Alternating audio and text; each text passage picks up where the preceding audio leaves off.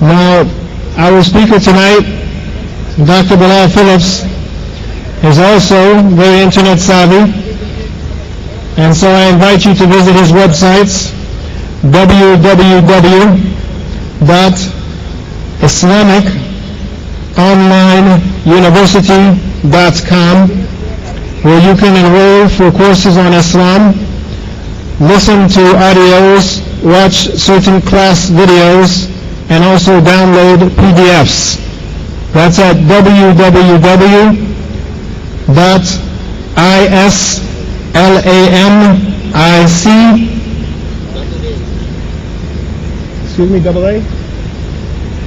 beginning again, www.islamiconlineuniversity.com.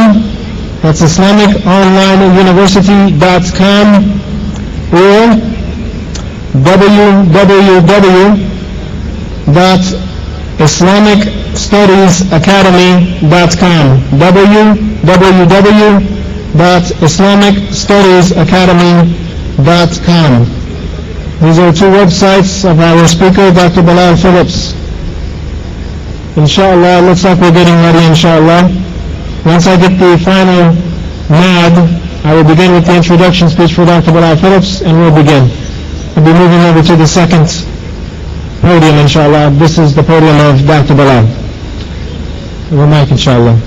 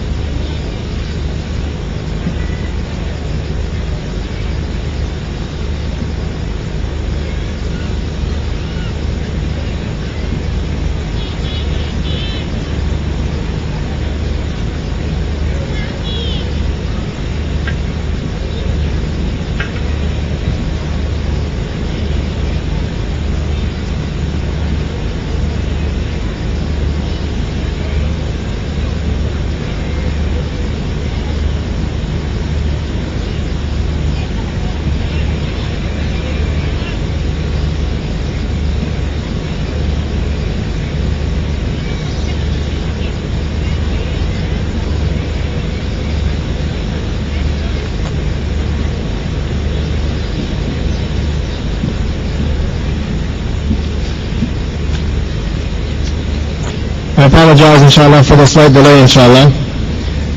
At now, inshallah, it is my pleasure to introduce and bring to the podium our final speaker for this evening, Saturday, the 19th of January 2008, the Chennai, India Peace Vision of Islam Conference, Dr. Abu Amina Bilal Phillips. Dr. Abu Amina Bilal Phillips was born in Jamaica, West Indies, and grew up in Canada, where he accepted Islam in 1972. He completed a BA from the College of Islamic Disciplines, Usuluddin, at the Islamic University in Medina, Saudi Arabia in 1979, and then Masters in Islamic Theology in 1985 at the University of Riyadh College of Education. In 1994, he completed a PhD in Islamic Theology in the Department of Islamic Studies at the University of Wales in the United Kingdom.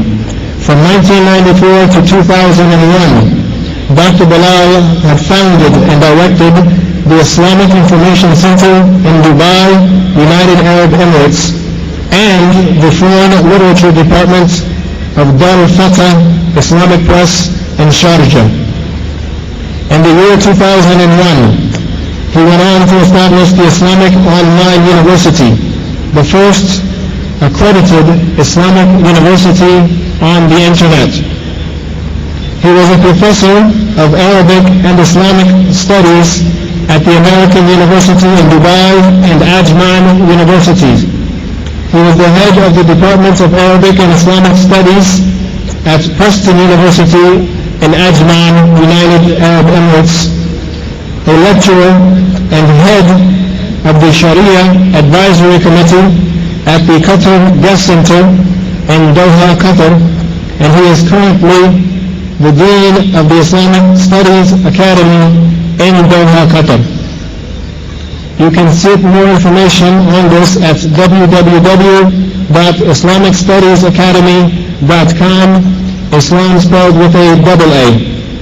For more information about him and his activities, you may visit his personal website at www.bilalphillips.com, BILALPHILIPS. Ladies and gentlemen, speaking on the topic, Islam and Modernism, welcome to the podium, Sheikh Dr.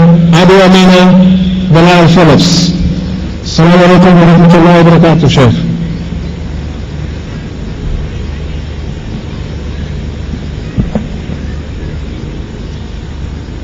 الحمد لله رب العالمين والعاقبة للمتقين ولا عدوان إلا على الظالمين وأشهد أن لا إله إلا الله وحده لا شريك له وأشهد أن محمدا عبده ورسوله. Indeed, all praise is due to Allah, and success will ultimately be given to those who are righteous. And enmity should be towards those who are oppressors in this world. And I bear witness that there is no God worthy of worship but Allah, and that Muhammad sallallahu alayhi wasallam is the last messenger of Allah. Modernism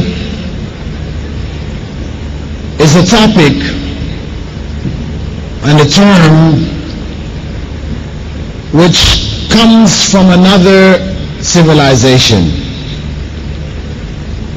It is something which has no place in Islamic teachings. It is a foreign term. A term which is being promoted in order to change Islam as we know it today, or as it has been known for the last 1,400 years. Efforts to modernize Islam began some time ago. But before looking at those efforts, it is important for us to understand the roots of modernism in its original home. In Europe and America, when scientists found contradictions between the writings of the Bible, the Torah, and what they had learned and developed from their own empirical research, a movement, a rebellion against what could be called Orthodox Christianity and Judaism began. A science known as higher criticism, where biblical texts were compared, ancient texts with more recent texts, to determine where changes had taken place, and ultimately leading the scholars to conclude that these works were the works of men.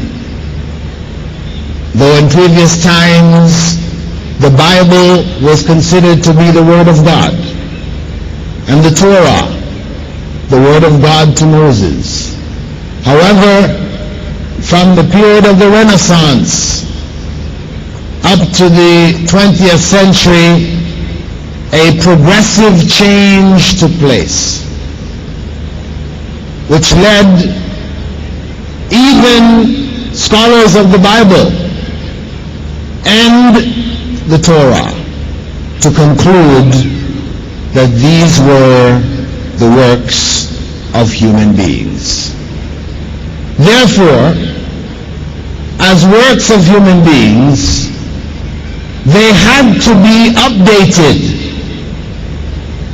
Human efforts are not complete, cannot be complete, because times change, and therefore religion written up by human beings also needed to change along with the times. This way of thinking led to the modernist movement among Christians and Jews. It took on a variety of different names, among them liberal interpretations and others. And what we found was that changes took place within the church and within Jewish tradition,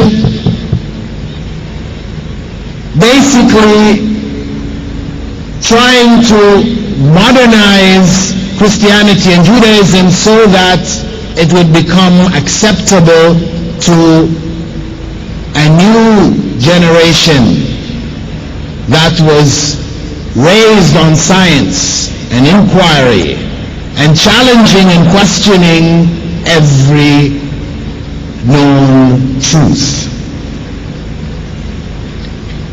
As a result,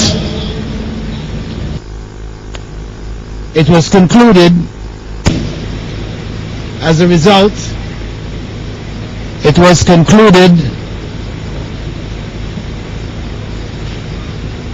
the mic. As a result,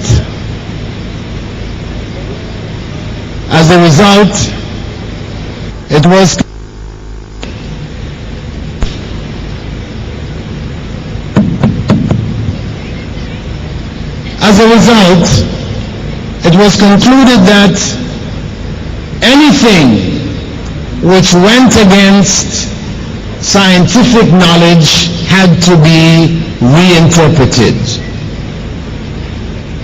The texts were reinterpreted from a devotional perspective, from a moral and ethical perspective, and the laws were left behind. So we had Jews who didn't abide by the dietary laws, how animals were to be slaughtered, which animals could be eaten, etc. Modern Judaism rejected these laws as being antiquated, and modern Christianity followed with regards to the laws or principles that the church followed into the 21st century, where the society changed in its attitudes towards things like pornography, homosexuality, etc. So the church changed its views also. So now we have in Protestantism homosexual priests. Homosexual priests, something unthinkable in the 60s and before. But now In spite of the texts about Sodom and Gomorrah in the Bible, we now have homosexual priests. This attitude, people have tried also to put on Islam. And the movement to do it began from the colonial era, when the colonial powers conquered the Muslim world and imposed their way of life on the Muslim world. We found Muslims in a state of retreat, stagnation from an educational point of view, falling more and more into a state of backwardness, as the colonial powers would promote others in those countries, Muslim countries, who are non-Muslims, etc., promote them into positions of authority. And the consequence of that led to three distinct trends amongst Muslims. Muslims who might be called scholars and others. On one hand, we had a group who were traditionalists. Traditionalists in the sense that they felt we should just continue as we were. Our tradition was madrasas. We leave the reading and understanding of Quran to the ulama, and the average Muslim didn't know Arabic, wasn't encouraged to learn Arabic in the non-Arabic countries, and the traditionalists supported that way. There was another group that arose at this time who, looking at the situation, realized that Muslims had strayed from the path. And this is what led to their state of backwardness and decline. Not Islam. It wasn't Islam. Islam was intact. But Muslims had strayed away from Islam. So what needed to be developed, what needed to be promoted, was a return to the original teachings of Islam as found in the Quran and the Sunnah. The third group which appeared was that of the modernists. Those who felt that Islam was outdated and it was necessary actually to change Islamic teachings themselves. And it was this group that the colonial powers supported strongly. So we find appearing as representatives of this group in the three major centers of Islam: Turkey, Egypt, and India. Turkey, where the seat of the caliphate, the Islamic caliphate was, it was necessary to undermine that and to bring it down. And the person chosen for that job was Kemal Ataturk. Kemal Ataturk, whose ideas were secular. He attempted to change the face of Islam in Turkey and from there project a new face over the rest of the Muslim world. He called for the adhan to be given in Turkish. He brought pews into the masjids, chairs that people should sit on, like the chairs in the churches. He forbade Muslims from wearing turbans. They had to wear bowler hats, like the people in Europe wore at that time. And he also forbade women from wearing hijab, from covering their heads, the headscarf was prohibited. In Egypt, the leader of that movement was Muhammad Abdu, who was chosen and given the position of Shaykh al-Azhar, the head of Azhar. Azhar, Egypt was chosen because Azhar University was considered the seat of Islamic learning in the Muslim world.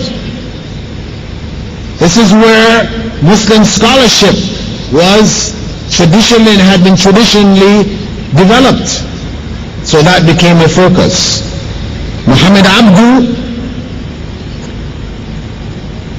his position, as he said, whenever he felt distress or he felt a need for renewal of his spirit, when he felt down, etc., there in Egypt, he would travel to Europe and revive his spirit. So he is telling us with that expression what his point of view was.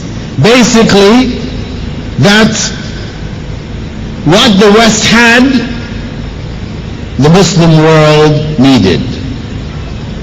That the Western world was completely compatible with Islamic teachings, etc. Muslims needed to be like Westerners. And he attempted, because of the influence of science, he was very much overwhelmed by Western science. He attempted to explain away all of the miracles in the Quran through other means. For example, in the chapter known as Surah Al-Fil, where Allah describes the destruction of the armies of Abraham, when he came with an elephant to destroy the Kaaba in Mecca, that Allah sent birds with clay pebbles in their beaks and they dropped it on these people and it killed them and killed the elephant. This was a miracle. Muhammad Abdu, in an attempt to make it acceptable to a Western mind, scientific mind, said, well, actually, the birds were not really birds. The word for bird, tayr, really means a flying being. It could be an insect or a bird, or even a flying fox. They have flying foxes, and it's a kind of animal. It's all called tayr. So he said, really, tayr referred to mosquitoes. That's what was happening. Mosquitoes who were carrying microbes. Right? The clay pebbles were not really clay pebbles, they were microbes. And when they bit the army of Abraha and his elephant, they were infected by disease and they died. That was his explanation. In India, we had the representative of modernism, Sir Syed Ahmed Khan, the founder of Aligarh University, who basically promoted the idea that success lied in following the British way. He promoted rationalism, and he also denied the miracles in the Quran. He spoke against polygamy, the Islamic divorce laws, against riba, saying it was okay, interest, modern interest, against the hudud, the fixed Islamic laws for certain crimes. And, of course, in Aligarh University, what was taught there of Islam was taught only in English, to take the students away from the Arabic foundations, to create a new generation who would be divorced from the roots of Islamic knowledge. His student, Amir Ali, was an extreme modernist who wrote a book called The Spirit of Islam, one of the first books that I read when I accepted Islam. He mentioned in there that Prophet Muhammad ﷺ wrote the Quran. And he promoted the idea that it is about the spirit of Islam and not the letter of the law. We focus or should focus only on the devotional aspects of Islam. This is where the truth of Islam lies, not in the laws, because times change. And to try to apply laws from 1,400 years ago is illogical. In more recent times, we had what is known as the RAND Corporation report. It came out a few years back. And in it categorized Muslims into different categories. And it promoted those who it considered to be the modernists, or what they call them, the moderate Muslims. That was the other title. Moderate Muslims are the equivalent of the modern Muslims. These are Muslims who don't mind drinking alcohol, shaking the hands of women, praying once a week, and so on and so forth, not feeling that they have to observe the laws of Islam. They will explain that Islam is in the heart. It's a thing of the heart. It is not necessary to wear Islam as a badge externally. And in general, we can summarize that ancient approach as reason over revelation. Reason over revelation. Al-aql ala al-naql. The mind given precedence over what has been revealed. Reason and rationality. We should approach things from a reasoned and rational way and not according to revelation. This was expressed a long time before. From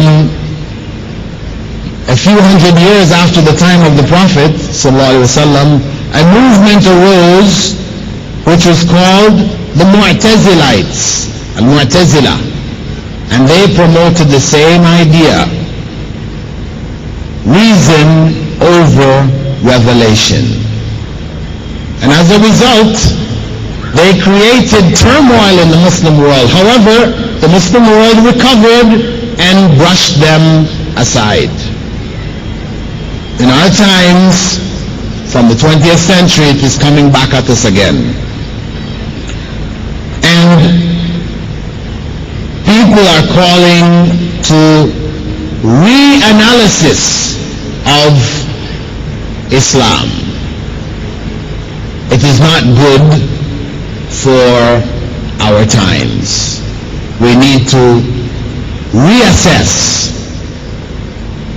We need to revive, to change, in order to be able to survive in the 21st century and beyond. the idea of changing with the times,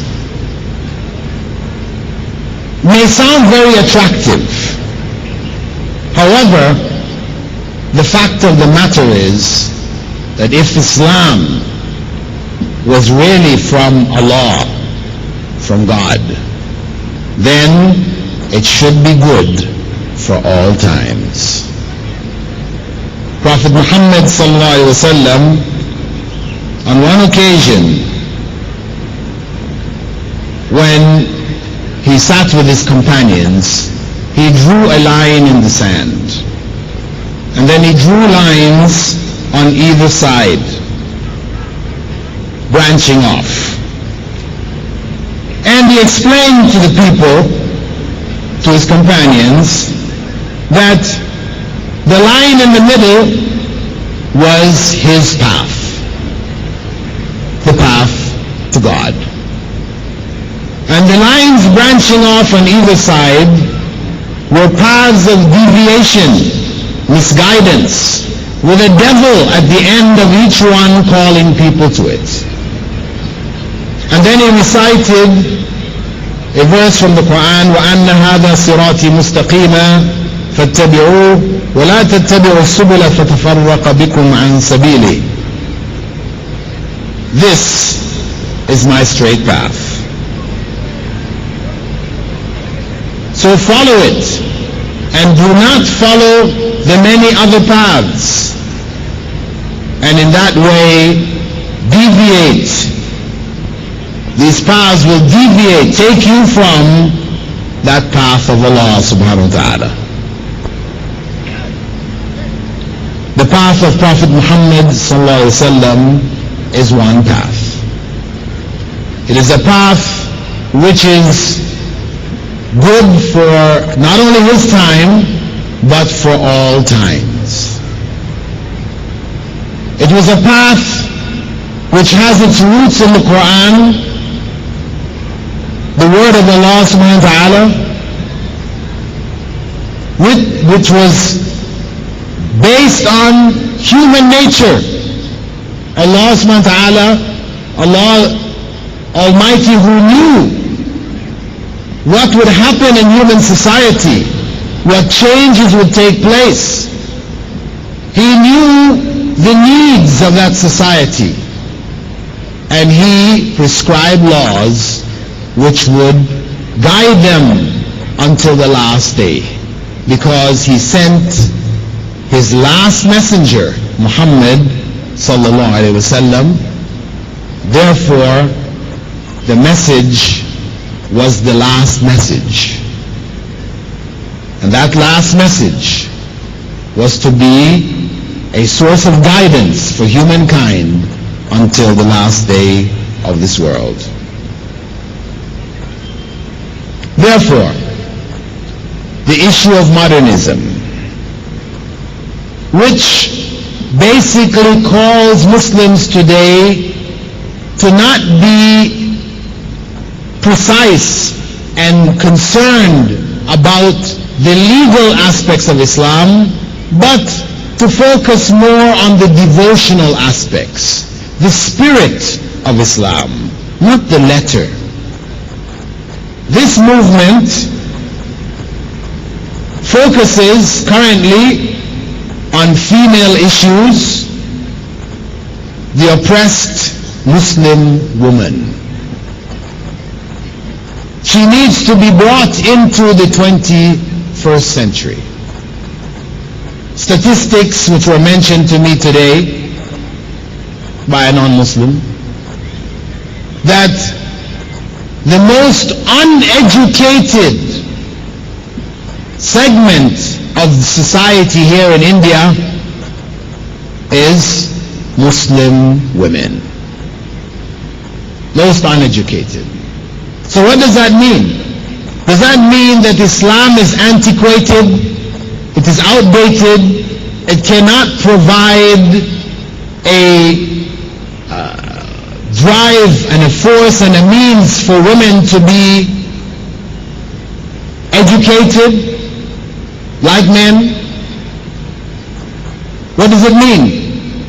Well, I answered that lady's question when she asked with the fact that seeking knowledge is compulsory on every Muslim, as Prophet Muhammad ﷺ said.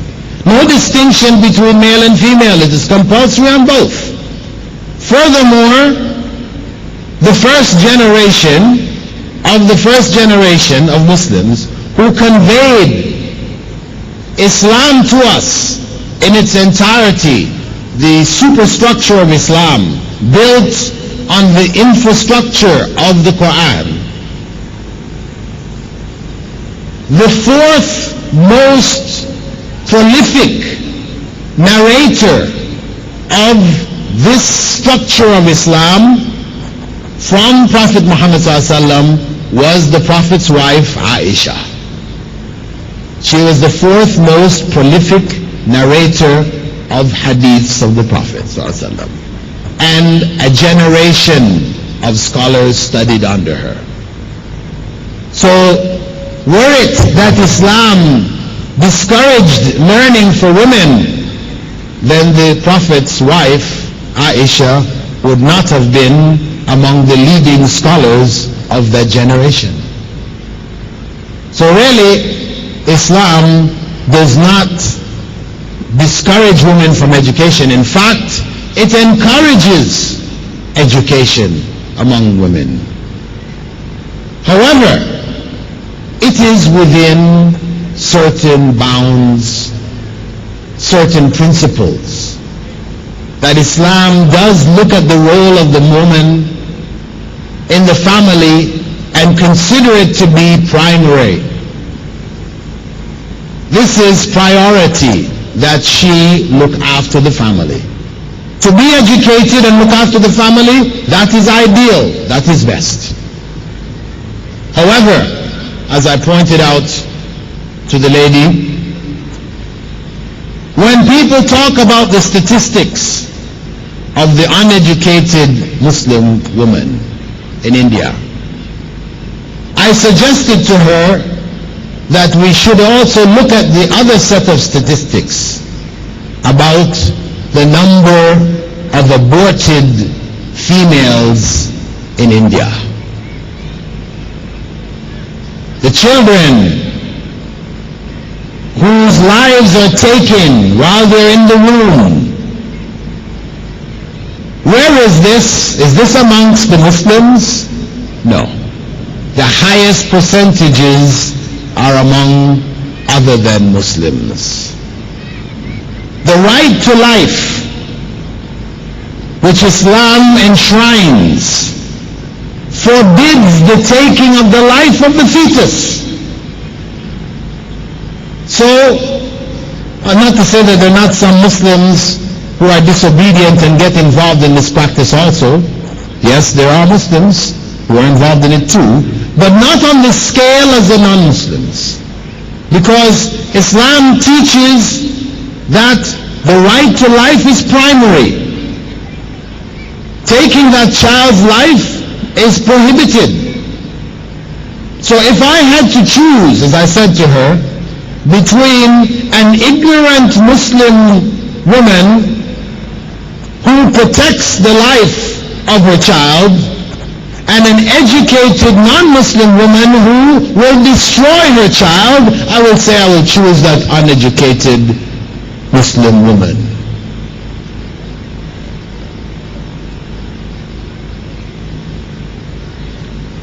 So the Muslim woman who comes under attack,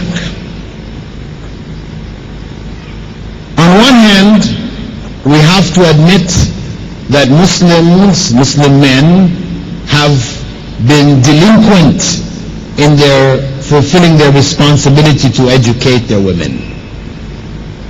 There is delinquency here. Muslims have not fulfilled their Islamic obligation of educating the women amongst them. There is failure. Failure not in Islam, but on the part of Muslims. So what needs to be done here is not modify the teachings of Islam, but wake up Muslims to the responsibility of educating their women. So we don't need to modernize, because Islam never encouraged the ignorance of women. It encouraged their education. Also, with regards to women and their education, as I said, Islam goes a step further, and it stresses that women who are seeking education should do so in fields which are beneficial to the community, not just education for the sake of education, which will put them in situations which are un-Islamic, but education for the benefit of the community. So it has an outlook. It does focus on the need of the community. It does address the need, for example, to have Muslim female doctors and dentists who would serve the needs of the females. The other society doesn't care. Male, female, anything goes. He's a doctor, you can go to him. Well, that doctor is a man. Regardless of the oath that he swore and everything else, he's still a man. And as a man, if women are taking off their clothes in front of him, he is going to be affected. And as such, the numbers of cases of women who are abused, who are molested by doctors, is many. There are many cases of it happening. Maybe it's kept quiet to some degree. People are ashamed. But it is happening on a big scale. In America, people are not ashamed. They will speak out against it. So there are many, many, many cases on record. Doctors jailed for molestation of their patients. Many cases. So Islam says protect the women by educating women to be doctors and dentists so they can serve the need that women have and protect them from harm and protect their faith and protect their religion.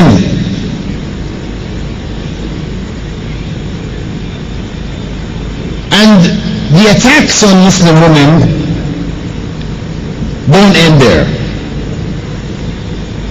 There are attacks concerning divorce laws, concerning inheritance laws, marriage laws, dress, etc. There are many. For the most part, either what is being called for addresses a failure amongst Muslims, where Muslims may be involved, as our brother mentioned, in the evil practice of taking mahar from the women, the family of the women. An evil practice and a custom which comes from another tradition and which leads to the death of thousands of women in this country every year. They call them bride burnings, where that woman's family is not able to provide the money which was promised, or they want more and they can't provide more, so the husband, the young man, and his mother catch the bride in the kitchen, pour kerosene over her, and set her on fire. Thousands of cases of this every year. In order to try to deal with it, the government has banned this mahar business. And some women have reported men who tried to demand mahar. Few. But Islam had the solution right from the beginning. The mahar was to be given by the man to the woman, not even to her family, to the woman, symbolic of his preparedness to look after her. This is the correct way. We apply that and the problem is solved. Nothing new. It is the other society which had to introduce new laws to stop it. Islam already had the laws 1,400 years ago.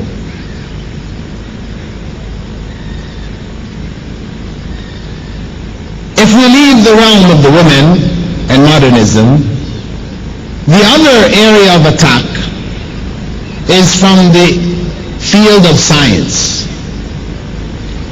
Of course, the attack here is weak. It doesn't have the kind of strength that scientists had, secularists had with regards to the Bible and the Torah. Because there are many, many contradictions in the Bible and the Torah when it was placed in front of the scientific facts. In fact, in the Quran, what we find is that scientifically, what is mentioned in relationship to science is consistent with scientific facts.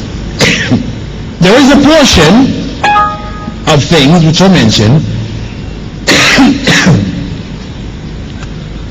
There's a portion of things mentioned which science doesn't know about. It doesn't say exists or doesn't exist.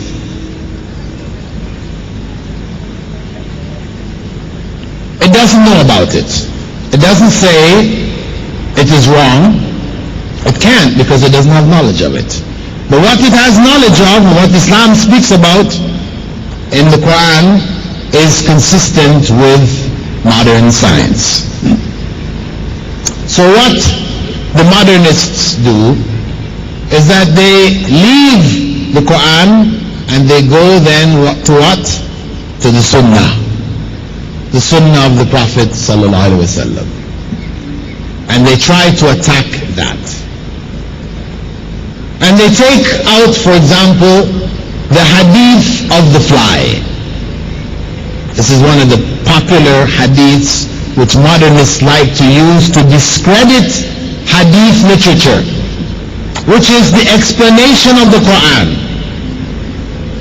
They take out the hadith of the fly. What does the hadith of the fly say? Prophet Muhammad ﷺ said, if a fly falls in your drink,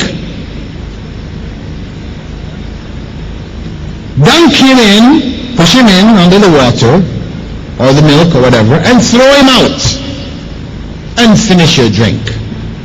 Because under one wing of the fly is disease, and under the other wing is the cure.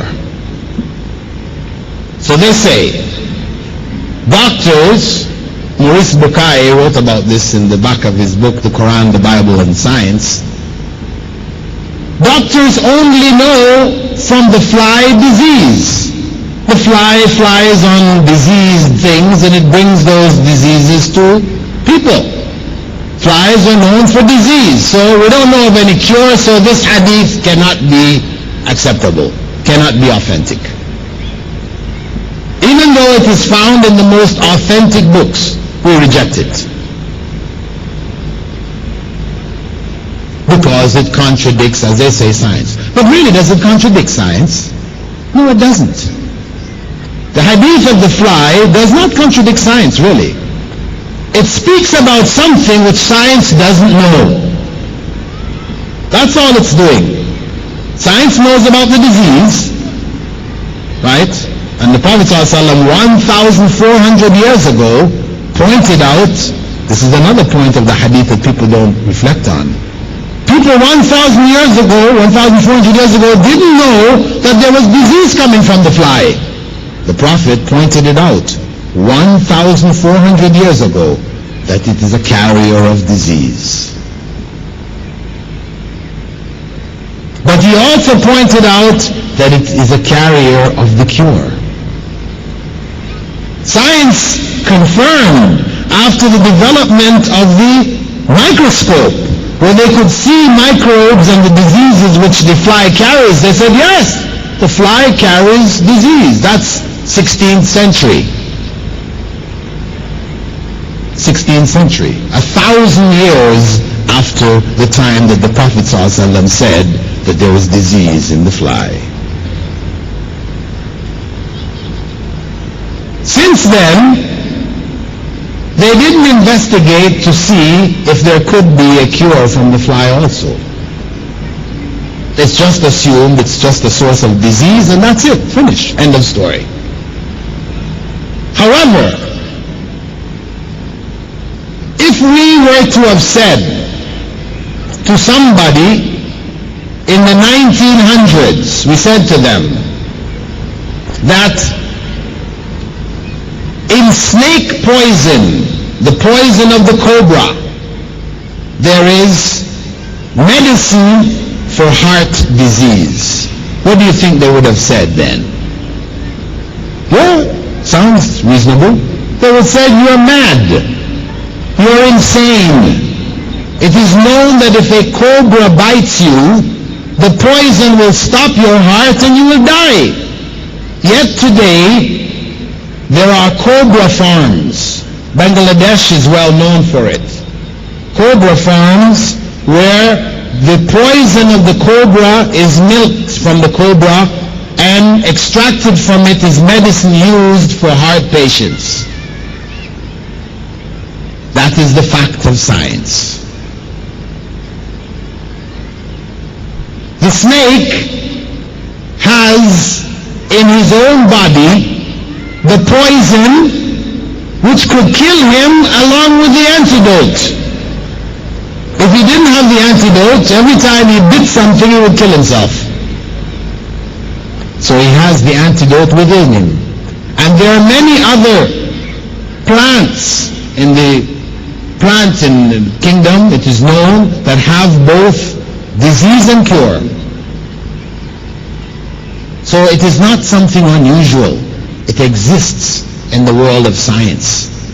The disease and the cure in the same animal or insect, etc.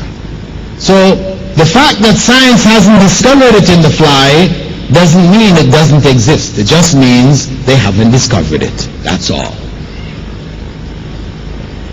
So we have that on one hand. Look on the other hand. Prophet Muhammad sallallahu alaihi wasallam 1,400 years ago told his companions, his followers, not to sleep on their stomachs.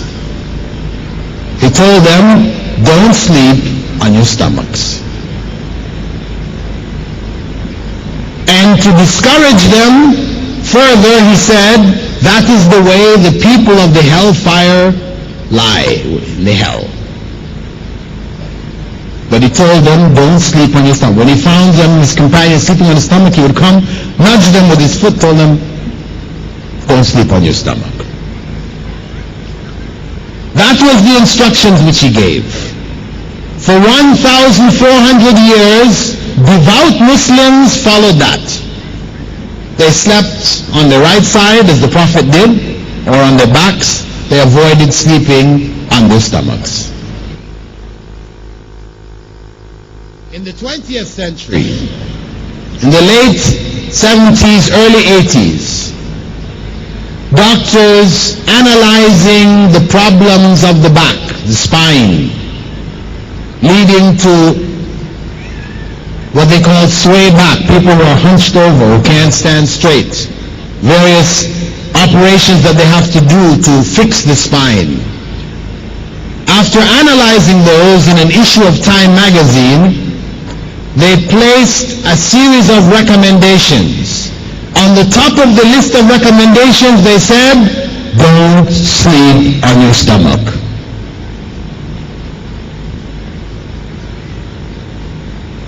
Don't sleep on your stomach. They explain that the spine is the heaviest, bone structure of the body. There's nothing to support it. It's only soft organs in front of it, so it will sag downwards if you lie on your stomach. They said, lie on your side or on your back. That was told 1,400 years ago. Furthermore, in the late 80s, around 1989, British medical scientists doing a survey on children who died in their sleep, babies 1-year-old, 2 years old, 8 months old. Parents put them to sleep and they die. They don't wake up. This is called cot death, or SDS, sudden death syndrome. There are different names for it. They didn't know what caused it. Speculation, but nobody knew. Scientists in the UK, they gathered data from the families who had a child die amongst them, asking them about the type of mattress that they put the child to sleep on, the type of crib, paint which was used, the atmosphere, what was the temperature in the room, were people smoking in the room. They tried to gather as much data about each of those children. Then they fed it into a computer and allowed the computer to correlate it and to bring out the common factors. Number one factor, children put to sleep on their stomachs. It was commonly known amongst the nurses that they would tell the mother, if the child has colic, it's crying, it has upset stomach, put them to sleep, put them to lie on their stomachs. That was common knowledge. People used to do that. However, when the doctors realized this, they put on the front pages of the newspapers in the UK, a warning to parents not to put their children to sleep on their stomachs. Their babies, don't put them to sleep on their stomachs. They instructed the hospitals across the country to advise parents not to do this. 9 years later, in 1998, when they did an analysis of the rate of cot death, they found that it had dropped almost 70%. Their research was passed on to other parts of the world, in the US, etc., and it spread. But here was something. One might have said it is enough to know that it causes back problems, but here was something else, that it can lead to the death of children. This is something the Prophet of Islam, Muhammad sallallahu alayhi wasallam, spoke about 1,400 years ago. So do we need to modernize Islam? No, we don't. We may need to modernize Muslims in the sense that they need to educate themselves. They need to get involved in society, building institutions, etc. They need to go back to Islam and to practice it as it should be practiced. Yes. But modernize Islam? No. The teachings of Islam stand. No matter how the West may paint them, like the cutting off the hand of the thief. There is a website on the internet. When you go into it, it shows you a picture of the hand, 3D. And it talks about the miracle of the hand. How, the muscles, the ligaments, the bones work and show this beautiful, wonderful creation of God, the hand. Then at the end of it, it says, and Muslims cut it off.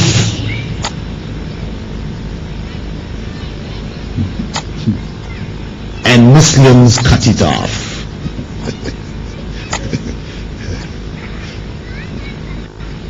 Well, if we go into the societies where Muslims cut the hand of the thief, what we find is a society which is secure. In Saudi Arabia, and I lived there for 20 years. I lived in Riyadh for 14 years in different parts of the city. And I can honestly say that for those 14 years, I never locked my front door. Closed it, but latching and locks and chains, never did it. And nobody entered my home, nor my neighbor's home. And when I spoke to many non-Muslims who lived there, and I asked them, how did they find life?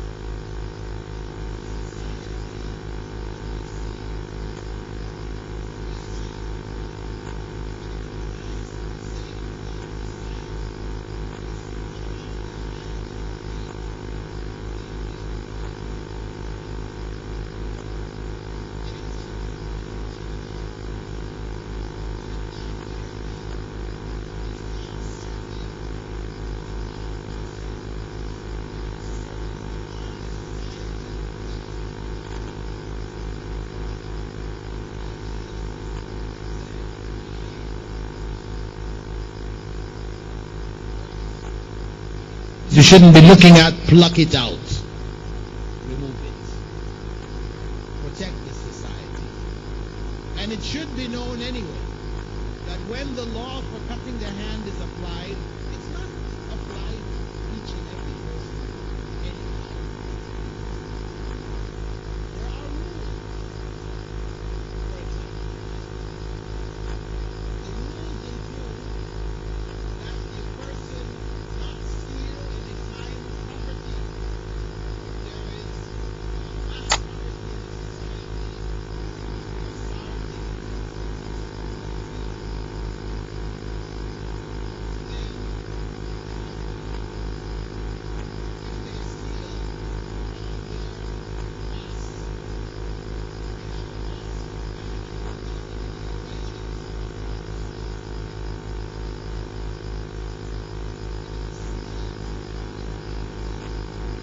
library and you steal a library book, your hand will not be cut off because you have a part of it.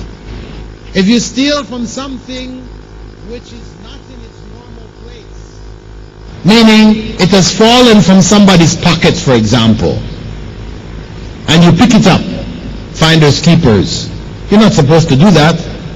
You may be punished for it, but they won't cut your hand off. Temptation is there. Whose hand is cut off? It is the professional thief, the pickpocket. How do you think somebody learns to pick a pocket? You think anybody can just go and pick a pocket? No. You have to train for it. How to distract the person? Partner who will bounce the person from the other side while the person is turning, your hand goes in his pocket.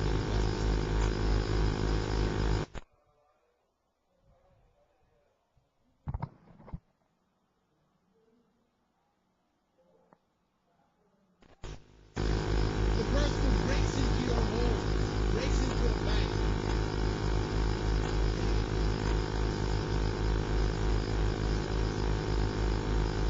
This is a crime.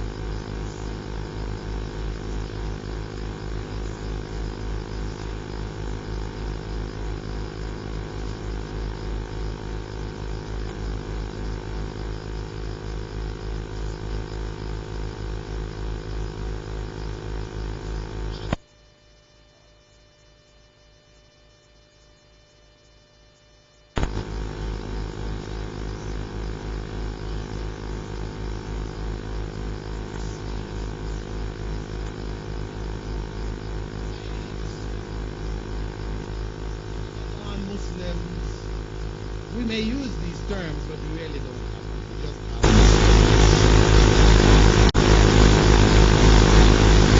modernism, trend which challenges Islam right now and Muslims. It is a part of the globalization of Western culture. To get a form of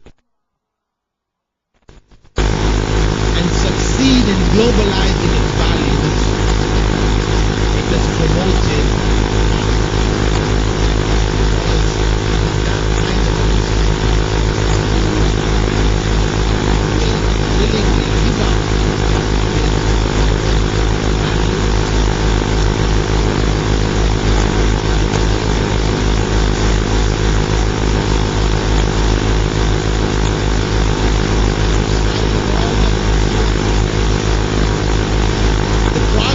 that is there.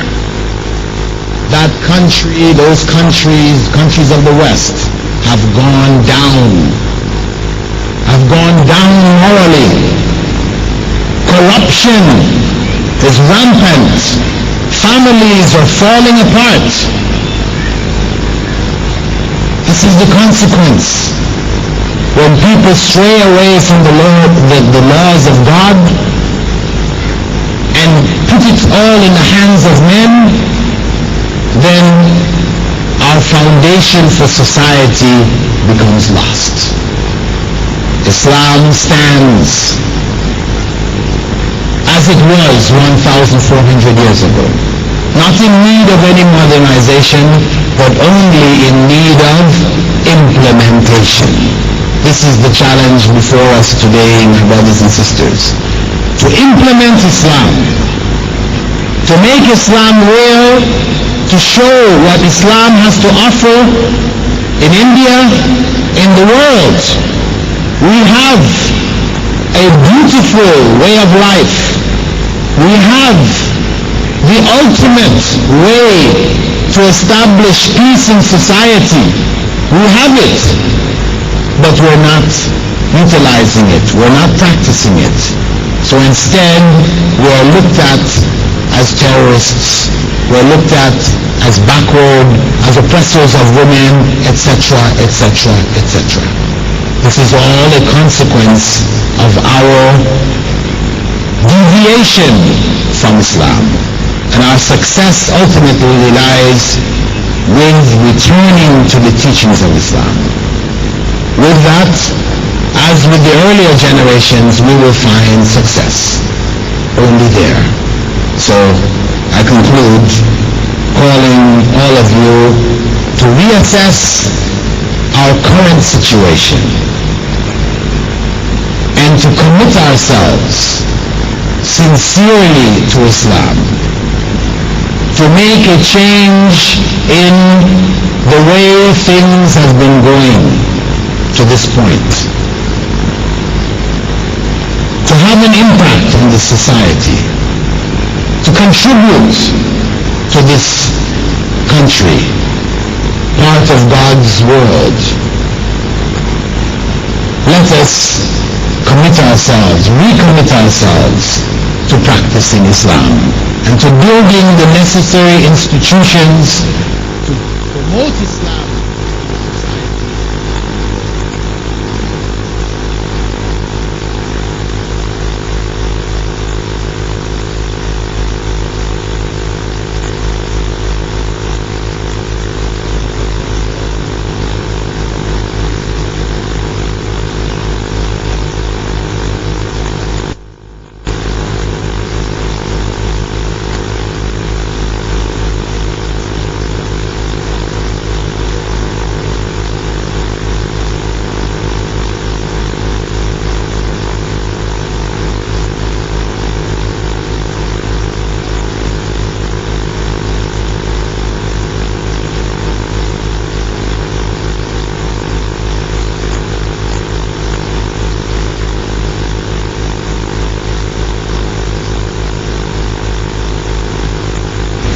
If you have a second question, you will need to go to the rear of the line before answering that second question.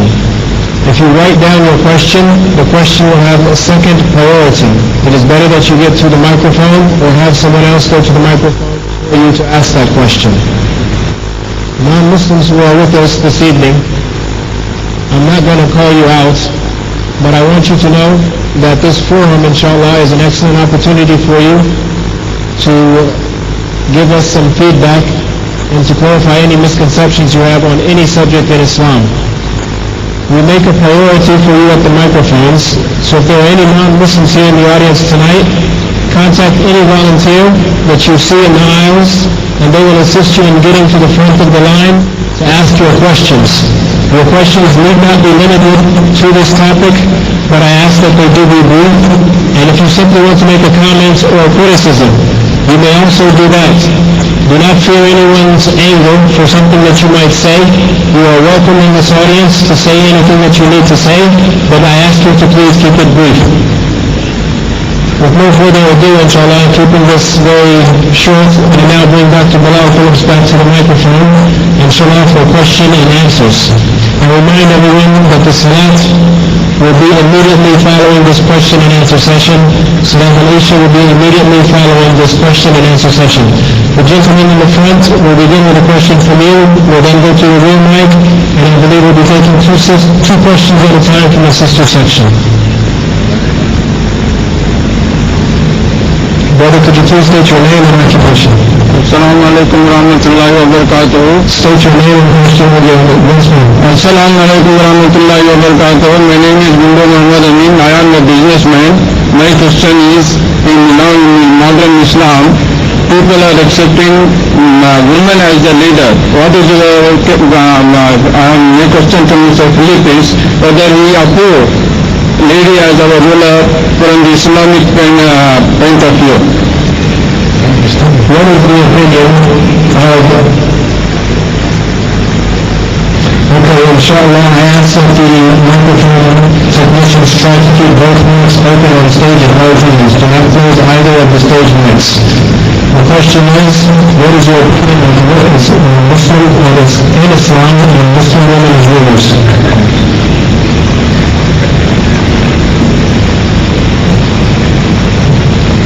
Prophet Muhammad sallallahu alayhi wa sallam, in a hadith found in Sahih al-Bukhari, when it was mentioned to him that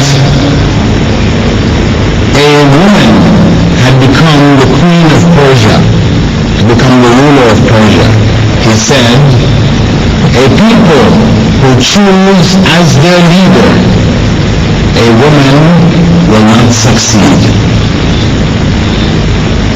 So, the position held in Islam is that ultimate leadership. It doesn't mean a woman can't be the head of a school, head of a hospital, other institutions, but as the head of state, the ultimate leader of the country, Islam recommends that that position be held by a man.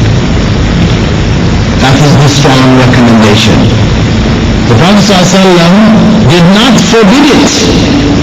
He did not forbid that a woman lead. He didn't forbid it. But he advised against it, that it would lead to the failure of the society. And it does represent importance on the part of the society. And that is why places like the US, which is one of the strongest nations, they have no female presidents. All of the presidents since its beginning, they had none. Britain had none until more recently, as it became weaker, lost its power. Then you saw female rulers appearing more often. Similarly, France and the other big countries of the West, it was not a common phenomenon. Thank you for your question, inshallah. We'll take a question from the rural section. Brothers, Mike, inshallah, could you please state your name and occupation? Assalamu alaikum. This is Salahuddin Ayubi. I am a software engineer by profession. My question is with regard to ijtihad. There are some scholars who say that ijtihad leads to modernism or bid'ah and innovation. And there are some others who say that if you consider the sunnah, it is agreed upon that ijtihad is permitted in Islam. So what's your position with regard to ijtihad in Islamic sense? And I just want to add with regard... Don't add. Let me just answer your question. With regards to ijtihad, modernists may use the call to ijtihad as a door for them to change the religion. Ijtihad meaning making new rulings for new circumstances, right? Islam in general left the door for ijtihad open, but that is ijtihad of the scholars. Not any person, any lay person, anybody without scholarship making ijtihad. Not in terms of the rules of Islam, making judgments, making laws. No, that is left to scholars. Those who closed the door of ijtihad did so in ignorance, and that led to stagnation. Historically, it is well known from the 13th century with the fall of Baghdad. The door for ijtihad was closed by the scholars of that time, and they promoted the blind following of the madhabs, because that's where you end up. If there's no ijtihad, then you just have madhabs. You forgot to follow one of them. And that led to what it led to in terms of corruption. So much so that it was ruled that it was not permissible for a Hanafi to marry a Shafi'i. That was with the closing of the door of ijtihad. This is the corruption that came out of it. And so on and so forth. So the basic position is that the door of ijtihad is open for the scholars, not for people without qualification. It's like the door for brain operations. It's open for every brain surgeon, but not for any doctor who feels like checking it out. Same basic principle. On to the sisters. Thank you for the question. Inshallah, sisters, you have a question? Could you please state your name and occupation and briefly state your question? Yeah, I'm Yasmin Zulekha. I'm a doctor. It's the same knowledge that I have in serving myself for answers about who you are supposed to marry, who you are not supposed to marry. And science talks that on consanguineous marriages. What is Islamic view on this? This question is off the topic. Do we have a question on the topic of modernism in Islam? I think this is a question related because it is a scientific challenge to Islam which calls for a reassessment. With what they're basically talking about is marrying cousins, right? That it is commonly said that frequent marriage of cousins leads to defects, birth defects and these kinds of things, right? Where children are born with cleft lips and a variety of different birth defects as a result of continual marriage of cousins. But reality is that marriage of cousins in and of itself has not been proven scientifically to cause this. Medical studies have not established this. This is an assumption which has been made in the medical profession. It's become well known, commonly circulated, but it has not been established scientifically. It is, you could say, an opinion held which has become commonly accepted.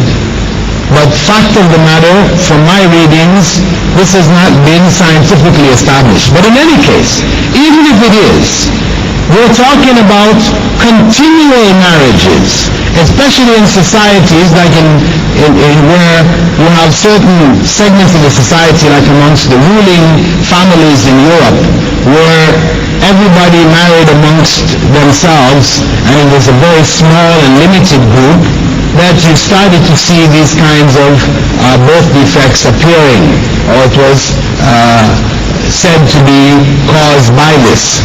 In any case, Islam does not teach a preference for marrying cousins. Prophet Muhammad sallallahu alaihi wasallam married 12 women. Only one out of the 12 was a cousin. Only one out of the 12 was a cousin.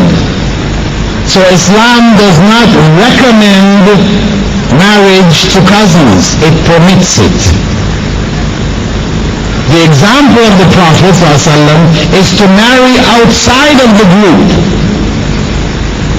outside of the family, within other families, from other societies.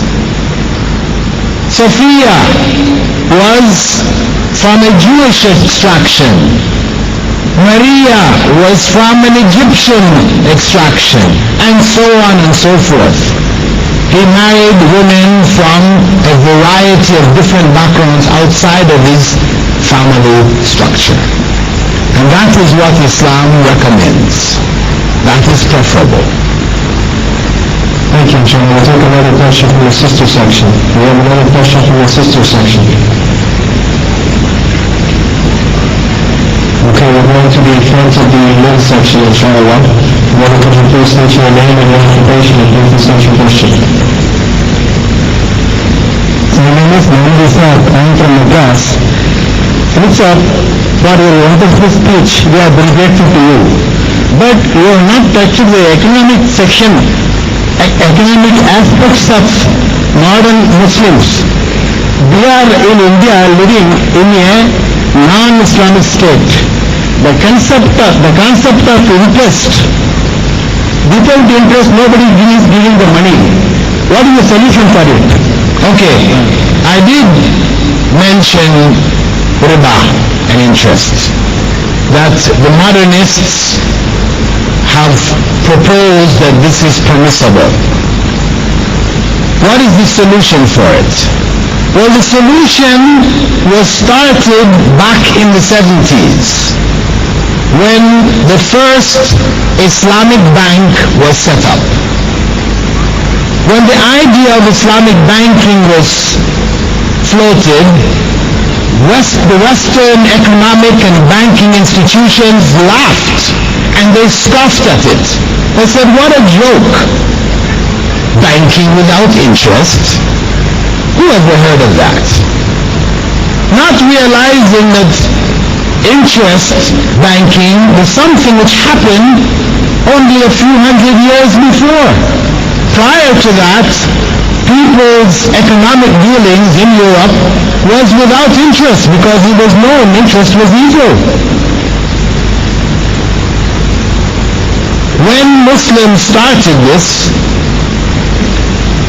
it took off. So much so that today all of your leading banks, HSBC, Citibank, Bank of London, all of your major banks around the world have branches for Islamic banking. That is the answer. The solution, the alternative. What I say here is that with nearly 200 million Muslims here in India, the fact that they do not have Islamic banks where Muslims can put their money, have it invested without interest, I will say that is an indictment of the Muslims of India. That is their failure. Their failure to establish alternatives when they have millionaires and billionaires in their midst, but they're using the money in a way which is not pleasing to Allah. They're only taking out of it for their own pleasure, their own self-aggrandizement, rather than seeing in the blessing which Allah has given them a responsibility to help the rest of the Muslim community find alternatives for Islam, for economics. Islamic alternatives for economic dealings in this country. It is their duty. And they, each and every one who is in a position to establish an Islamic alternative and does not do so, they carry the sin of the community forced to deal in interest. Not to say that each and every individual who ends up dealing in interest gets off the hook, that they are excused. No, they still have to answer to Allah. Because in the end, dealing in interest is a choice. In most cases, 99.9% of the cases, people choose to deal in interest. Thank you for that question, inshallah. I'm still looking for some more Muslims. Okay, then, inshallah, we'll come into the back mic, inshallah. Brother, please state your name and occupation. My name is Deepak. I work as a sales executive. My question is not related to modernization. It's like, among Muslims, why there are difference? Tamil speaking Muslims, Hindi speaking Muslims, Malayalam speaking Muslims, and why people did. Among themselves there are divisions like Rauta, Marakir, and they don't marry among, they don't marry Urdu-speaking Muslims, Tamil-speaking Muslims. Why is it so? Okay, first question, why are there Muslims speaking different languages? Because Islam is a religion of the whole world. That's why you find Muslims speaking all of your major languages of the world. You have Muslims speaking Malay in Indonesia and Malaysia, Muslims speaking Filipino in Philippines, Muslims speaking Chinese, Mongolian in China, in Russia.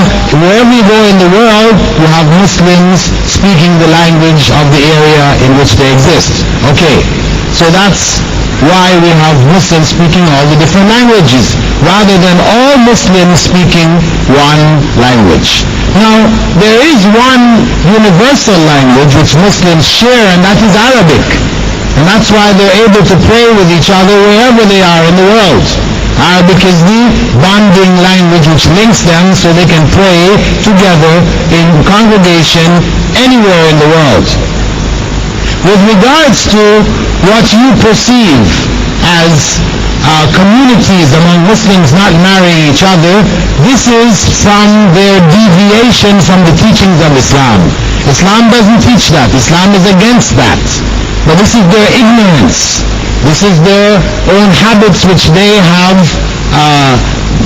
given precedence to, their customs over Islamic teachings. Because otherwise, Prophet Muhammad, may God's peace and blessing be upon him, had said that if a person comes to ask for your daughter in marriage, and you are pleased with his religion and his character, then you should marry your daughter to him, regardless of his background. Otherwise, there will be corruption in the land.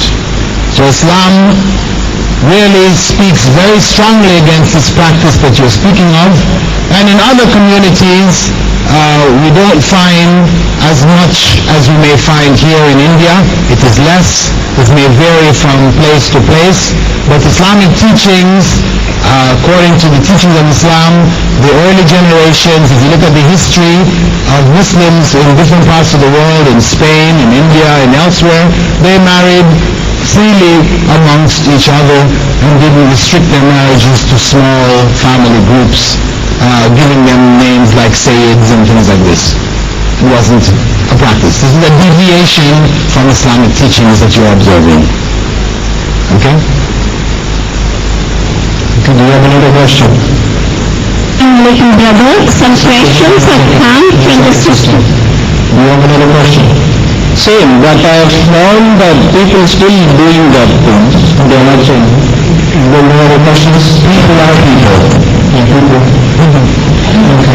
Sister, I'm sorry to interrupt you, but we give the non-Muslims preference, inshallah, for all the misconceptions are clear. Go ahead with your question.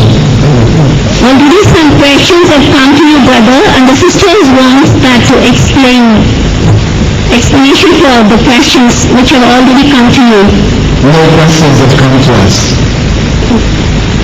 Here are some questions. Interest is haram. One question, just make one question.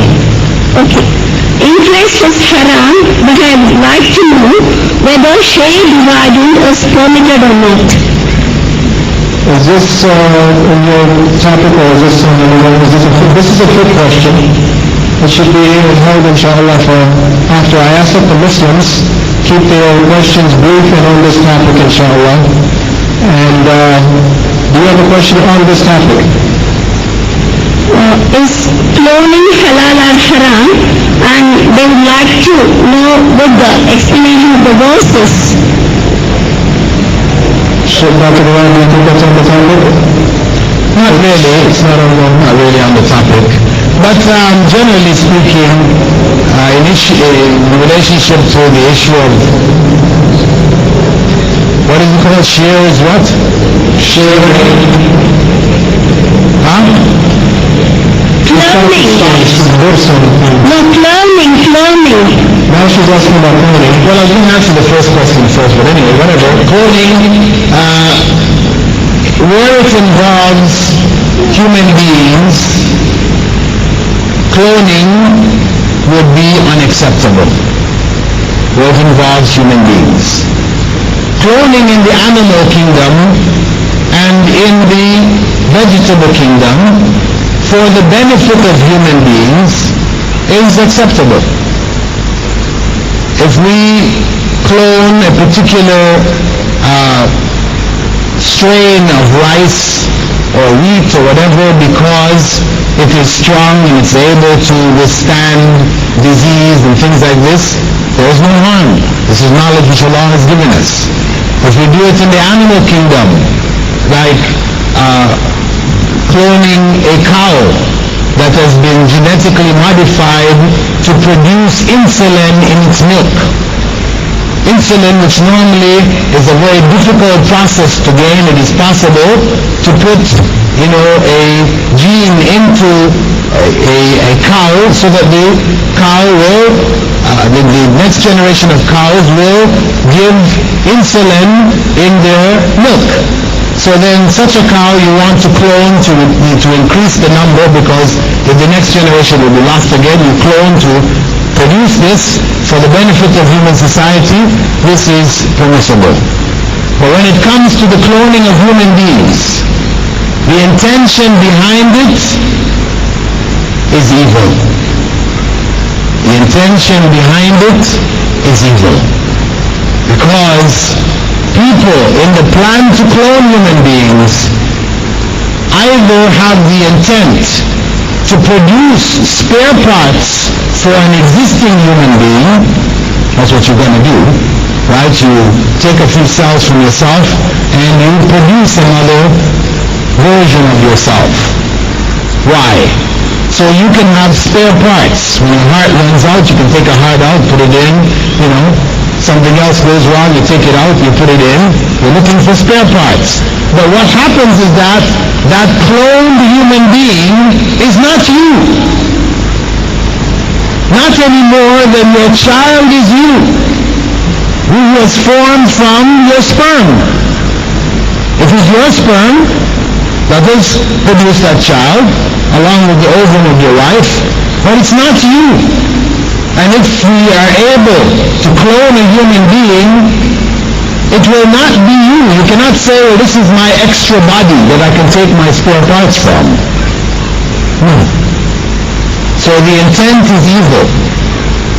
They're not looking to reproduce another you for any other intent than for you to be able to live, to become immortal. The same trick which Satan played on Adam. So cloning from that perspective would be considered haram. Thank you. That was the final question of the evening. As time has now run out. I thank you all for your attendance, inshallah, and your questions and answers and your patience. Subhanakallah wa bihamdihi, ashhadu an la ilaha illallah, astaghfirullah wa atubu ilayh. And I remind you all that the Isha prayer will now be performed in the masjid. Sisters can come to the sisters.